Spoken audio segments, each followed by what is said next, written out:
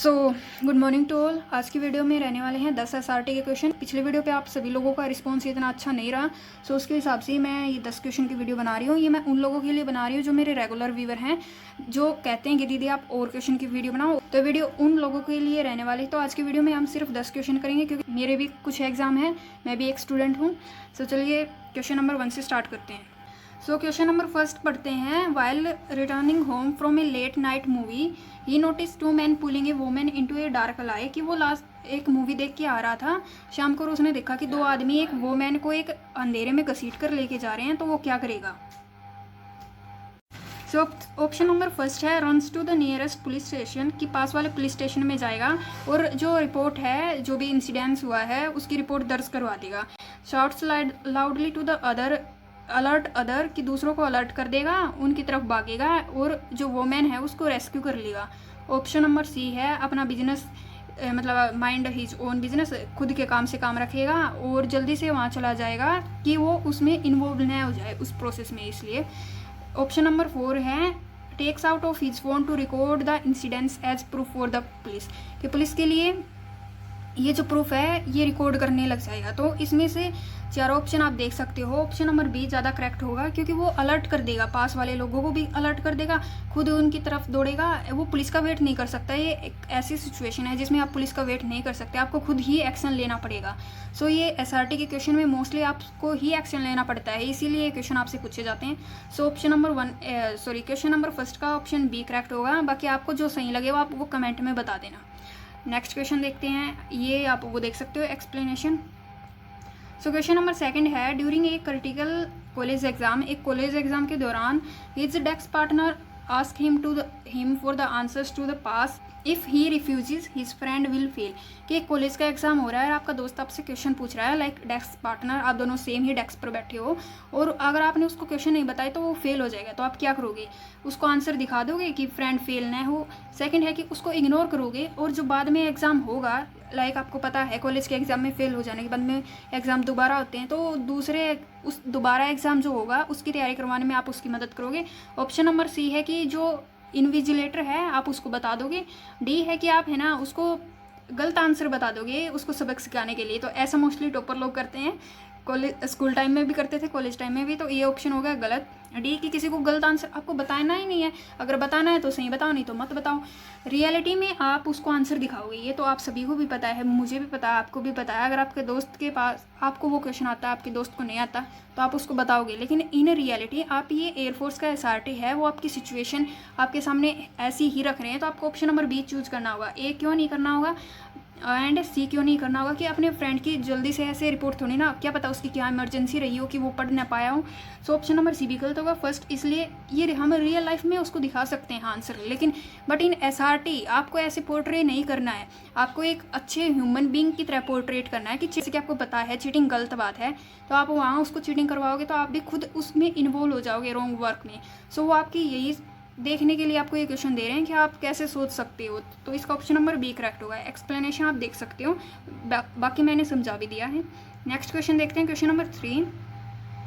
He is travelling by train to attend NDA SSB, कि वो NDA SSB देने के लिए जा रहा है ट्रेन से, और जो उसका बैग है जिसमें सारे उसके ओरिजिनल सर्टिफिकेट हैं वो गुम हो गए हैं, तो वो क्या करेगा। D board the train at the next station and goes back home in panic, की घर चला जाएगा वापस, डिबोर्ड कर देगा ट्रेन को और पैनिक में अपने घर चला जाएगा।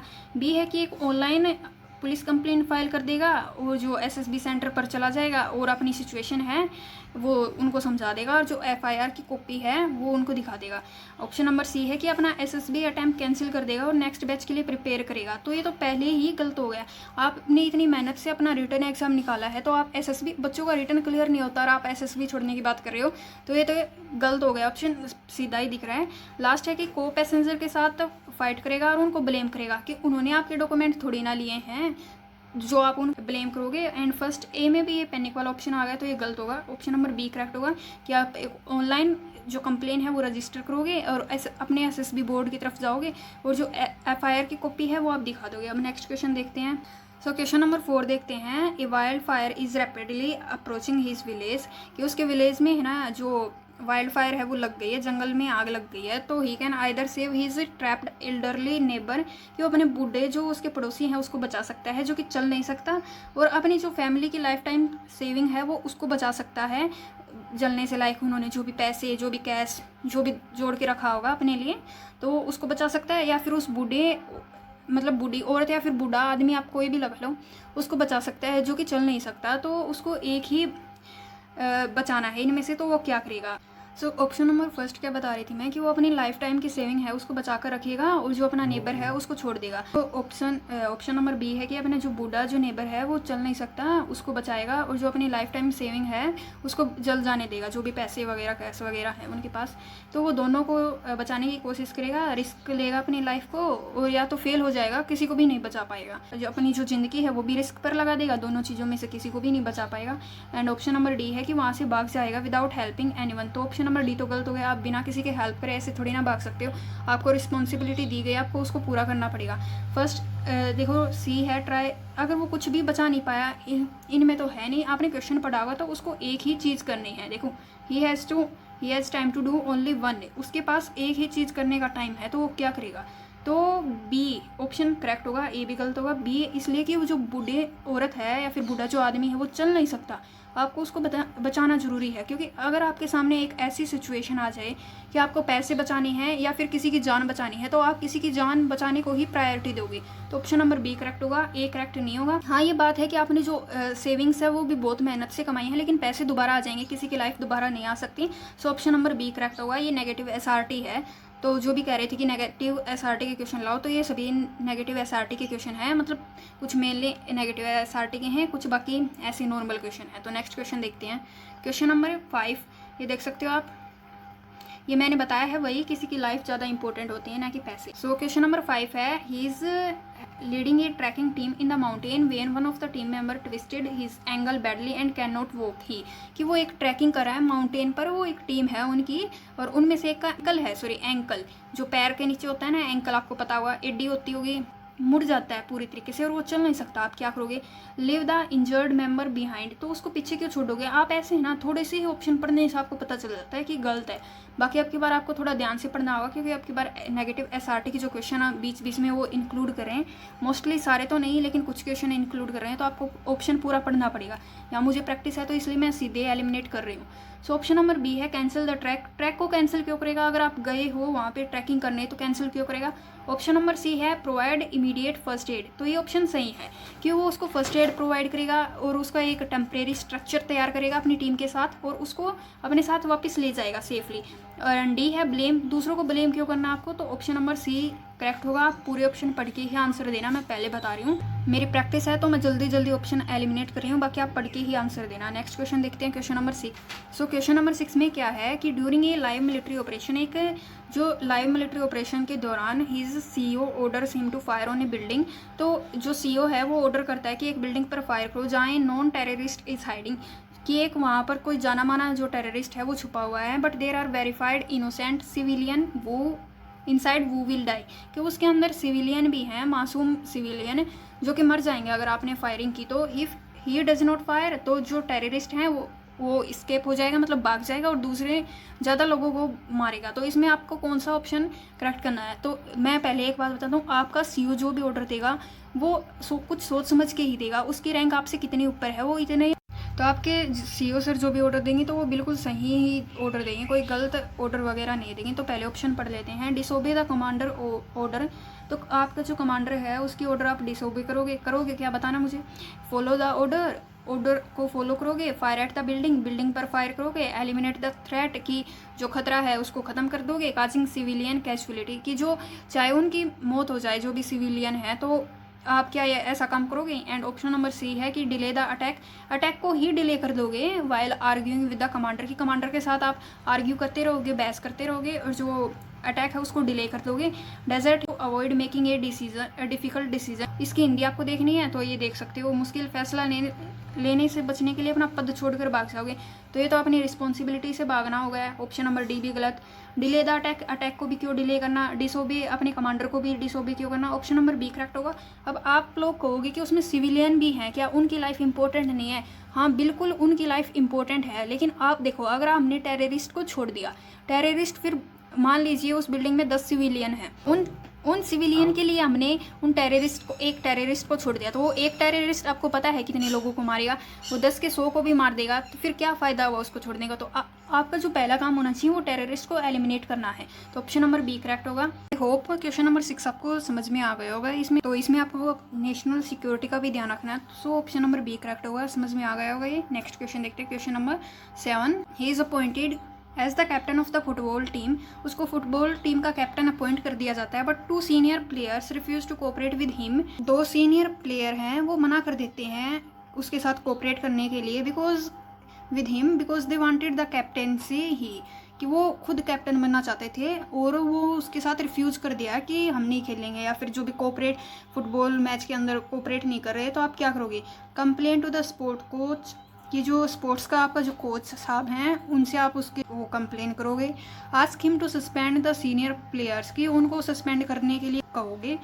बी है रिज़ाइन फ्रॉम द, क्या आप अपने कैप्टन के पद से रिज़ाइन कर दोगे पीस मेंटेन करने के लिए। टॉक टू दैम प्राइवेटली, उनसे अकेले में बात करोगे, उनके एक्सपीरियंस जानोगे। And involves them in strategy planning to win matches, कि उनको इस प्लान में इन्वॉल्व करोगे कि आपको मैच कैसे जीता जाए, ना कि ये कि मैं कैप्टन बन जाऊँ। ऑप्शन नंबर डी है इग्नोर दैम कम्प्लीटली, उनको इग्नोर क्यों करना। And place the match with junior, कि जूनियर लोगों के ही साथ खेलेंगे। तो आपकी एक टीम है तो टीम में सारे मेंबर खेलेंगे तभी तो आप जीतोगे, अगर आप ऐसे प्लेयर को अपनी टीम से निकाल दोगे तो ये तो सही बात नहीं है।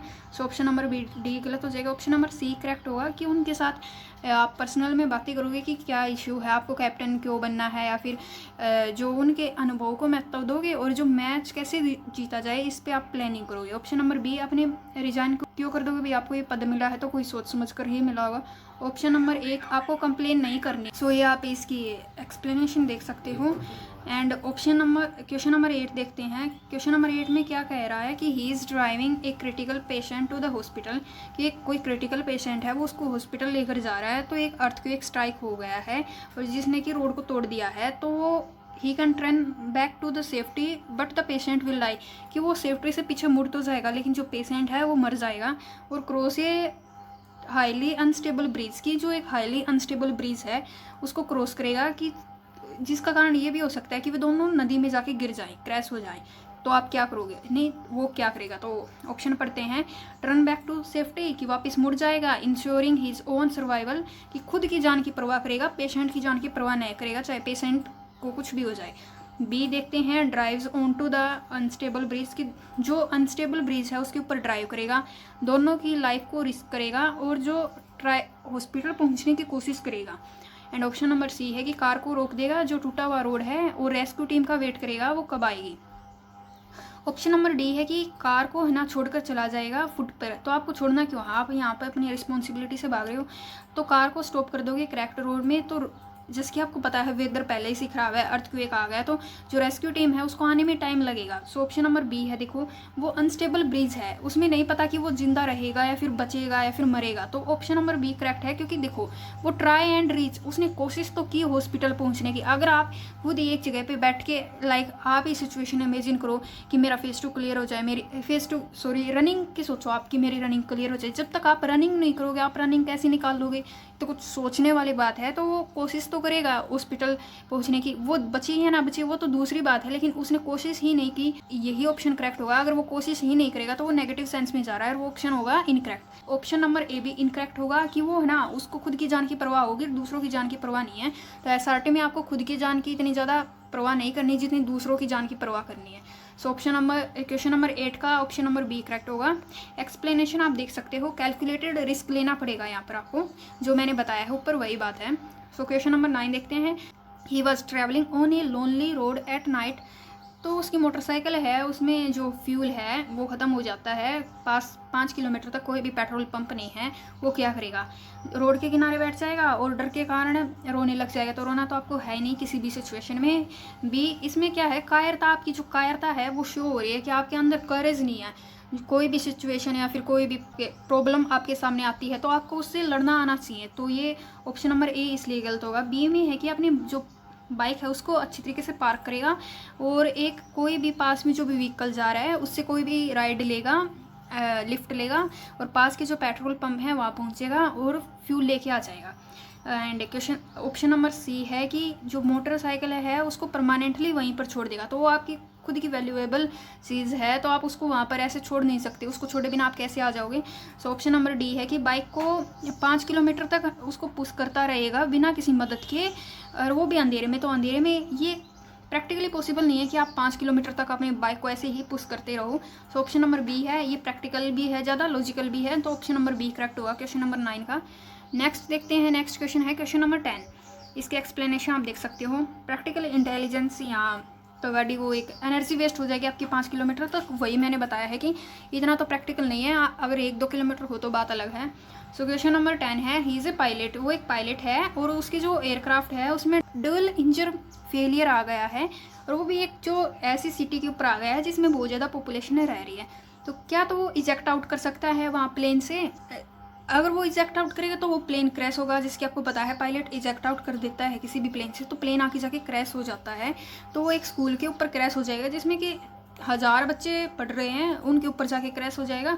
अगर वो स्टीयर करता रहेगा इसको एक एम्प्टी फील्ड पर, किसी खाली मैदान के ऊपर, तो वो इजेक्ट आउट होने का उसको टाइम नहीं मिलेगा और वो मर जाएगा। तो क्या करेगा, eject immediately to save his own life, कि अपनी लाइफ को बचाने के लिए इजेक्ट आउट कर देगा और जो प्लेन है उसको स्कूल के ऊपर क्रैश होने देगा कि 1000 बच्चे मर जाएं, उसको कोई भी परवाह नहीं है। बी है कि कॉकपिट में बैठा रहेगा और जो प्लेन है उसको एम्प्टी फील्ड के ऊपर घुमाता रहेगा एंड खुद की लाइफ को सेक्रीफाइस कर देगा सिटीजन की लाइफ को सेव करने के लिए। एंड ऑप्शन नंबर, वैसे तो बी करेक्ट होगा, बाकी और भी पढ़ लेते हैं। ऑप्शन नंबर सी है कि paralyse with fear and does nothing crashing into the city, कि वो पैरालाइज हो जाएगा डर के कारण और कुछ नहीं करेगा और उसको सिटी के ऊपर क्रैश हो जाने देगा अपने जो भी पायलट या एयरक्राफ्ट है उसको। एंड डी है कि try to restart the broken engine, कि वो इंजन को बार बार स्टार्ट कर, खराब जो इंजन है उसको बार बार स्टार्ट करने की कोशिश करेगा। तो ये ऑप्शन भी प्रैक्टिकल नहीं है कि उसको वो पहले ही खराब हो गया है, उसमें कोई चांसेस ही नहीं है उसको ठीक होने के। तो ऑप्शन नंबर डी तो गया। ऑप्शन नंबर सी है कि डर के कारण वो कुछ नहीं करेगा, तो कुछ नहीं, आपको एक्शन तो लेना पड़ेगा। ऑप्शन नंबर बी सही होगा, ए गलत होगा। बी कैसे, कि उसको, जैसे कि मैंने पहले वाले क्वेश्चन में भी बताया हुआ, शायद बताया था कि खुद की जान की परवाह नहीं करनी, आपको दूसरों की जान ज़्यादा इंपॉर्टेंट है। तो वो पायलट जो है वो सिटीजन की जान की उसने परवाह की है, खुद की जान की परवाह किए बिना। तो ये ऑप्शन नंबर बी करेक्ट हो जाएगा। आई होप आपको सारे क्वेश्चन समझ में आ गए होंगे। And thank you to all, आप लोग बहुत अच्छे कमेंट करते हो बाय द वे, तो यही मेरा मोटिवेशन है ये वीडियो शूट करने का। एंड एक नई वैकेंसी भी आ गई है एयरफोर्स म्यूजिशियन की, अगर चाहो तो आप मैं उस पर एक डिटेल वीडियो बना देती हूँ। बाकी आई होप आपको सभी क्वेश्चन समझ में आ गए होंगे। अगर आपको फिर भी कोई डाउट रहता है तो आप कमेंट कर देना। Till then take care, thank you.